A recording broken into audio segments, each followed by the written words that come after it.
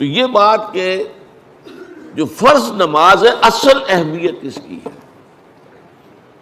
ہمارے ہاں عام طور پر مذہبی حلقوں میں اور خاص طور پر جو ذرا متصوفانہ انداز کے رنگ کے لوگ ہوتے ہیں وہ فرض کو تو بس ایسے ہی ادا کر لیتے ہیں جیسے بس اس کی کوئی اہمیت نہیں ہے. بلکہ بعض لوگ وہ بھی ہیں کہ جو فرض کو ترک کر دیتے ہیں، نوافل پر سارا زور ہے، صرف رات کی نماز پر زور دیا جا رہا ہے. فرض نمازوں یہ ہم نے دیکھے ہیں، ایسے لوگ بالفعل دیکھے. یہ تمام چیزیں جو ہیں در حقیقت اس پھر راہ نبوت سے انسان کو ہٹا دینے والی ہیں. فرض کتنا فرض، نفل کتنا نفل. نوافل کے بارے میں جو ہے شریعت سے ثابت ہے، وہ تہجد بھی نافلۃ لک، حضور کے لیے تو لازم تھی، باقی کے لیے لازم نہیں ہے. جو قیام اللیل شروع میں تھا وہ لازم نہیں ہے. ہاں رمضان مبارک میں اس کی تشویق ہے، ترغیب ہے، وہ خاص ایک مہینہ ہے، اس میں دن میں کھانا پینا جو ہے وہ حرام کیا گیا، تو رات کو 2/3 رات یا 1/3 کم سے کم 1/3 رات جاگو اللہ کے قرآن کے ساتھ، اللہ کی کتاب کے ساتھ. تو یہ اصل میں جو توازن ہے یہ جو ہے بہت ضروری ہے. ارأیت اذا صلیت الصلوات المکتوبات، حضور آپ نے دیکھا، غور فرمائیے کہ اگر میں جو فرض نمازیں ہیں وہ ادا کر دوں. اب مثلا ایک حدیث مجھے اور یاد آئی، فرض نماز کی اہمیت کو بیان کرنے کے لیے حضور نے فرمایا جس شخص نے عشاء کی نماز بھی جماعت کے ساتھ ادا کی اور پھر فجر کی نماز بھی جماعت کے ساتھ ادا کی، اس کے لیے پوری رات کا قیام لکھ دیا جائے گا. فرض کی یہ اہمیت ہے.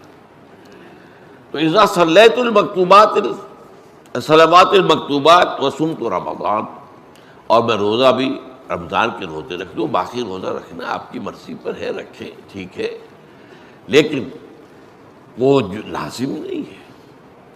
نجات کے لیے لازم جو بیس لائن ہے وہ جو عبادات فرض، اس کے بعد جتنا آدمی اضافہ کر سکے، حالات کو بھی دیکھے. بعض حالات ایسے ہوں گے کہ اس میں اصل اہمیت جہاد کی ہو جائے گی، قتال کی ہو جائے گی. اب ایسا حال بھی ہو سکتا ہے کہ اسلامی نظام قائم ہے، اسلامی حکومت قائم ہے، نظام خلافت قائم ہے، تو اب قتال کا معاملہ جو وہ حکومت کے ذمہ ہے، حکومت انتظام کرے گی. اگر کہیں 10,000 آدمی چاہیے، 10,000 آدمی نکل آئے چل جانے کے لیے، تو باقی آرام سے گھر میں سوئیں یا نوافل پڑھیں، ساری رات کھڑے رہیں، ٹھیک ہے. یہ تقرب بالنوافل کا موقع ہوگا.